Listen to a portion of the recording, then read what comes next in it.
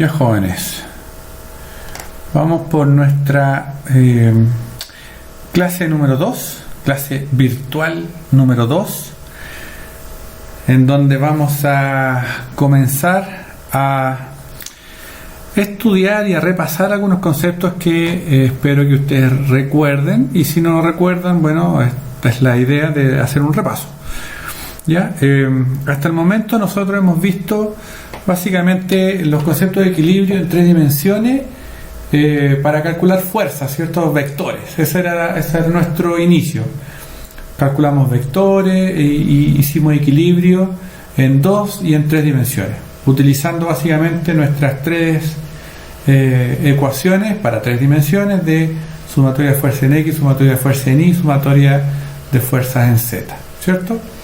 Luego, cuando entramos a los conceptos de sólido rígido, apareció un fenómeno que, producto de la naturaleza del fenómeno y la aplicación de fuerzas en un sólido rígido, que es el conjunto de partículas, digamos, la aplicación de fuerzas genera un movimiento, ¿cierto?, de giro, que nosotros le llamamos momento.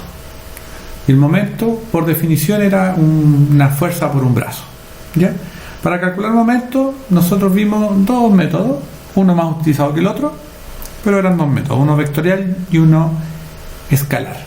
Y nosotros nos quedamos con el escalar porque es el más, quizás, rápido de utilizar, más fácil, más fácil de adquirir, ¿ya? Así que...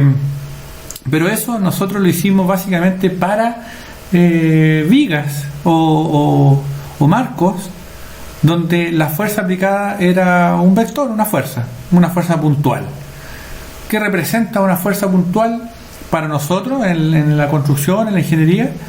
Son, por ejemplo, fuerzas de un pilar sobre una losa, la fuerza de una diagonal sobre una estructura por ejemplo, reticulada. Son fuerzas puntuales, al menos así se modelan en nuestros cálculos. Pero reconozcamos también de que no todas las fuerzas son realmente puntuales. Hay otras fuerzas que se distribuyen, ya sea en áreas o en líneas, ¿ya? En áreas o en líneas, dependiendo de cómo una las quiera modelar. Recuerden que nosotros representamos situaciones reales de una manera fácil, y eso es modelar, ¿ya? Así que, por ejemplo, el peso del agua sobre los muros de una piscina, el peso del terreno sobre un muro de contención, ese tipo de situaciones está difícil modelarla, aunque se puede, pero está difícil capturar el modelo como una fuerza puntual. Para eso entonces hay que describirla quizás como una fuerza distribuida en el espacio primero, y después hay que de alguna forma distribuirla por metro lineal, digamos, ¿ya? Ese concepto es básicamente para resolver nuestros problemas estructurales en 2 dimensiones. En 2 dimensiones, a lo sumo, podemos tener fuerzas aplicadas por metro lineal, ¿ya? Y para llegar a ese concepto de a cuánto equivale una fuerza distribuida por metro lineal en el plano, en 2 dimensiones, jóvenes, estamos en 2 dimensiones, ¿qué representa esa distribución? Bueno, tenemos que repasar, por ejemplo, entre otras cosas, los conceptos de centroides, ¿ya? Entonces, en esta lámina que ustedes están viendo, a pesar de que tiene fórmulas quizás un poquito complejas de ver, lo único que nos está diciendo es que si usted tiene un área cualquiera, aquí la estoy redibujando, un área cualquiera distribuida en el plano, ya en el plano XY, su centroide está definido por una coordenada, ¿ya? Y esa coordenada se llama X raya y raya, ¿ya? Y calcular X raya y raya me implica de conocer un concepto que se llama primer momento de área, o Q, ¿ya? Que es la multiplicación de un centroide local, ¿ya? Un centroide local por un área local, dependiendo de cuántas áreas quiera yo tener, dividido por la suma de las áreas locales, o sea, la suma de toda el área. ¿Sí? Toda esta área representa la suma de cada una de las áreas infinitesimales o en particular las áreas que yo tenga en mi figura geométrica, ¿ya? Pero bueno, esto solamente nos da el cuadro teórico, y la práctica resuelve muchas inquietudes. Así que voy a ir de inmediato al ejemplo para poder representar con mejor claridad estos conceptos de suma de x por a partido por la suma de las a. ¿Bien? Bien. Entonces, en este ejemplo dice, para el área mostrada, el área churada, ¿ya? Dice, determine los primeros momentos, o sea, los Q, con respecto a los ejes, y finalmente, obteniendo los Q, la ubicación del centroide. Entonces, como vemos, la figura es una composición de otras figuras que son quizás más conocidas, ¿ya? Las figuras que al menos yo reconozco en esta figura son básicamente un rectángulo. Lo voy a dibujar aquí, un rectángulo,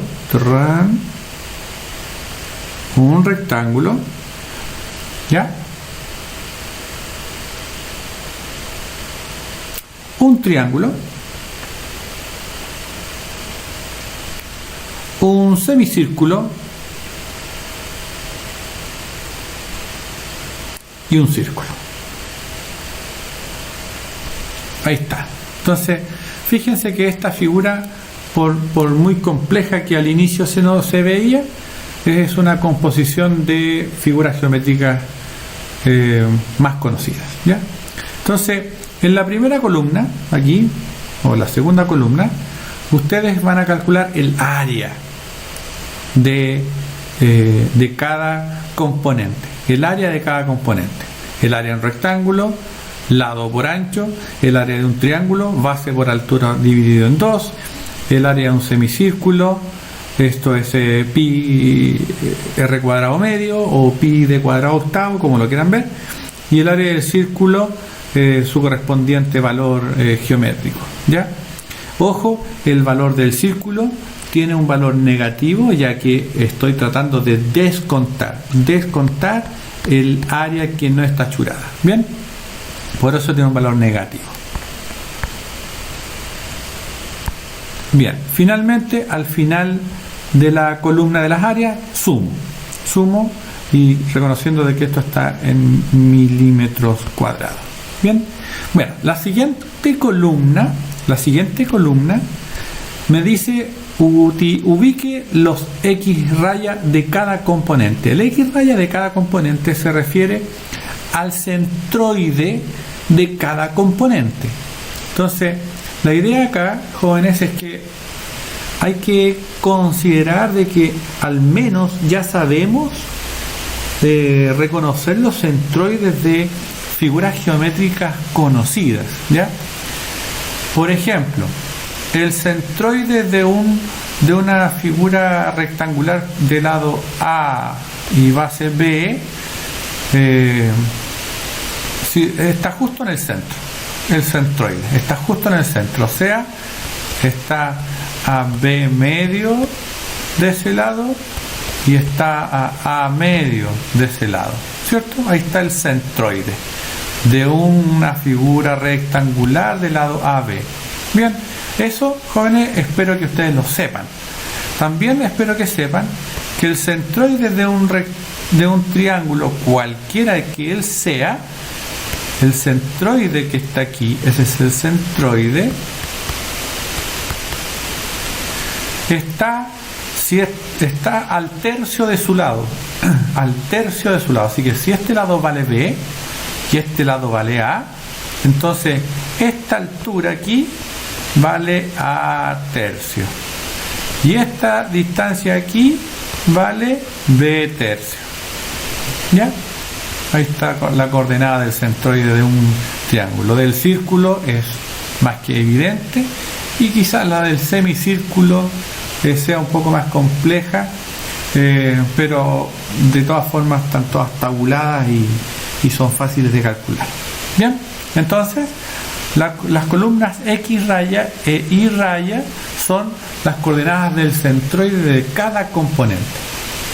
Bien, hasta el minuto hemos obtenido las áreas y los centroides individuales de cada componente. Bien, esta columna lo único que hace es multiplicar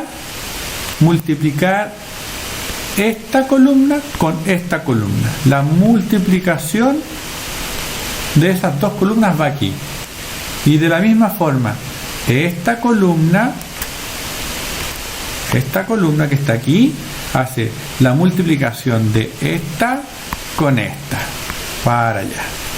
Bien, así que la suma de los X raya, voy a borrar aquí,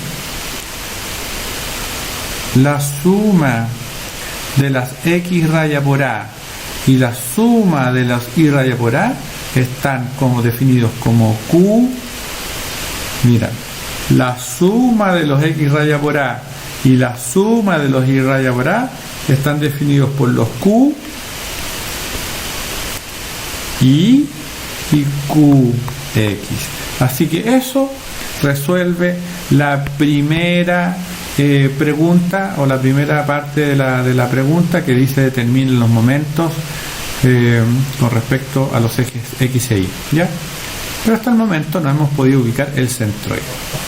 Bueno, la siguiente formulación dice, bueno, el centroide en X aquí está igual en el QI, ¿cierto?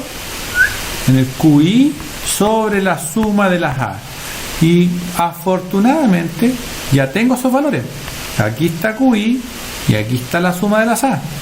Así que para resolver el problema, X raya, o sea, la coordenada centroidal de la sección compuesta, está en la suma de las X raya por A partido por la suma de las A. Y eso es igual a 7.7 por 10 elevado a 3 sobre 13.828 por 10 elevado a 3. Y eso me da un resultado de 54.8 milímetros. ¿Sí? Bueno, de igual forma encontramos la coordenada centroidal en el eje Y. ¿Sí? Bien. Ya que hemos recordado el concepto de centroides, ustedes lo pueden revisar después en su casa con mayor detención. Voy a introducir básicamente el concepto de carga distribuida. Ahora, este concepto de carga distribuida, de nuevo, es prácticamente una teoría, ¿cierto? Que ustedes están viendo ahí, es la teoría, pero en la práctica las distribuciones de cargas no van a ser tan irregulares o tan ficticias como la que muestra, ¿ya? Entonces, lo que ustedes están viendo aquí, jóvenes, es básicamente una distribución cualquiera de carga, que se llama WD, es una distribución cualquiera. Entonces la pregunta es, ¿dónde está el centroide de esa distribución? O en otras palabras, ¿dónde aplicaría yo una carga puntual equivalente a la distribución para que represente la distribución completa? Entonces fíjense cómo estamos ahora conectando los dos conceptos de cómo representar una carga distribuida como una carga puntual y conectándola con el concepto de centroide. Bien, entonces la respuesta es esa. Debo encontrar el centroide de la distribución para representar una carga distribuida en el espacio. Bien, entonces ese concepto que acabamos de reconocer en nuestras vigas y en nuestras estructuras se puede resumir en lo siguiente. Usted tiene una carga distribuida cualquiera que ella sea, esa carga distribuida se puede reemplazar por una carga concentrada. La magnitud de la carga es el área bajo la curva de la distribución. ¿Y dónde actúa? En el centroide del área. Maravilloso. Entonces, si yo tengo una carga cualquiera distribuida en el plano y estoy representando, por ejemplo, lo que decíamos delante, el peso del agua en el muro de la piscina o el peso del terreno en un muro con tensión, toda esa distribución yo la podría representar como una sola carga, un vector, una carga concentrada. ¿Y dónde la represento? Bueno, en el centroide del área. Listo. Ahora, ¿para qué sirve todo esto que estamos haciendo? Sirve solo para calcular reacciones y nada más. Solo sirve para calcular reacciones y nada más.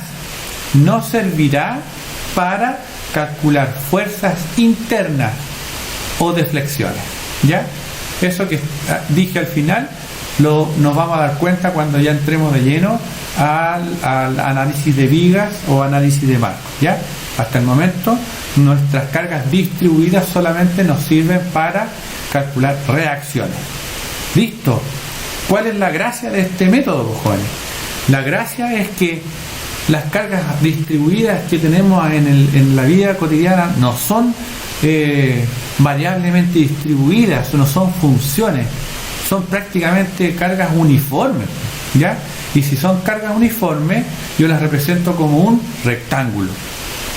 Entonces, lo que les quiero decir es que eventualmente nuestras estructuras tipo viga, aquí una viga con su apoyo móvil y su apoyo simple aquí, las cargas distribuidas que puedan ser representadas como un camión o el peso de la gente sobre una losa, por ejemplo, las vamos a representar como una distribución uniforme. Esto es una distribución uniforme de carga que tendrá valores por ejemplo en kilonewton por metro lineal, ¿ya?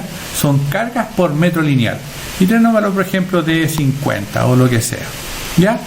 Ahora, dicho lo anterior, la pregunta es ahora, ¿cómo calculo mis reacciones? Voy a buscar otro lápiz, ¿Cómo calculo mis reacciones? Aquí está. ¿Cómo calculo mi reacción en B? Aquí está B. Y aquí, ojo, hay otra reacción que se llama RAX, RAI y RBI. Bueno, ¿cómo calculo ahora esas reacciones? Si tengo una distribución de 50 kilonewton por metro y yo sé que mis reacciones están en unidades de kilonewton, porque son fuerzas. Bueno, aplico lo que acabo de decir. La distribución puede ser reemplazada por una sola carga de magnitud área bajo la curva. En este caso sería esta área, jóvenes. Aquí, miren, esta área. Y que pasa por el centroide del área, o sea, aquí, en la mitad del rectángulo. Así. Entonces el valor de esa carga puntual va a ser, en el caso hipotético de que esta viga sea, por ejemplo, de 10 metros, ¿ya? Con una luz libre de 10 metros, esa carga puntual será de el área 10 por 50, o sea, 500 kilonewton. ¿Y a dónde está ella ubicada? Está a 5 metros, por ejemplo, del apoyo A. ¿Por qué? Porque ahí está el centroide del área.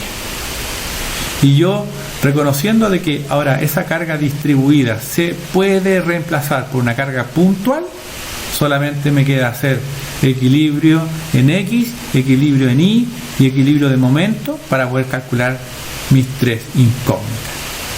Bien, así que esto va a ser de mucha utilidad para poder calcular, por ejemplo, cosas como esta. ¿Ya? Aquí en el ejemplo yo ya les muestro más o menos lo que equivale la distribución que se muestra. ¿Ya? Entonces el problema dice, usted tiene un marco, aquí usted tiene un marco de 10 metros de alto en un lado, de 10 metros para allá y 4 metros aquí, y están sus apoyos móviles y apoyos simples ubicados en A y en B. Entonces dice, determine las reacciones en los apoyos. Bueno, entonces tengo dos cargas distribuidas en mi estructura, una carga uniformemente distribuida en la altura de 10 metros de un valor de 12 kN por metro, y tengo una carga variablemente distribuida de forma horizontal en un largo de 10 metros con un máximo de 18 kN en el extremo. Entonces la pregunta es, bueno, ¿a cuánto representan esas distribuciones? Bien, ningún problema, digo yo. La distribución de 12 kN representa una carga puntual equivalente al área que cubre, o sea, 12 por la altura 10 son 120 kN. ¿Y dónde está esa carga de 120 kN? Está a 5 metros de altura, porque está en el centroide de un rectángulo de largo 10. Bien, y la otra distribución, que es variable, equivale al área de un triángulo, y el área sería los 18, que es la altura máxima, ¿cierto? La altura del triángulo, 18 por el ancho de 10, eso es 180, dividido en 2, me da 90 kN. ¿Y dónde está ubicada esa carga equivalente de la distribución triangular? Estará entonces, voy a mover un poquito esto, estará entonces a 1/3 de 10. A 1/3 de 10. Bien, así que conozco las fuerzas equivalentes, conozco la ubicación de las fuerzas equivalentes. Lo único que hay que hacer es equilibrio. ¿Ya? Así que equilibrio significa hacer sumatoria de fuerzas en X. Ahí están mis reacciones, y aquí está la fuerza. Esta es la fuerza equivalente de la distribución, ¿cierto? Los 120 que actúa de forma horizontal. Aquí está la fuerza equivalente de la distribución triangular, que actúa de forma vertical en sentido negativo. Y aquí está los momentos que ella o cada una de ellas provoca, por ejemplo, en el punto A, para poder calcular mi tercera y última reacción. Ya, jóvenes, ese es el video número 2. Espero que hayan entendido el concepto de carga distribuida. Ya, jóvenes, que les vaya bien.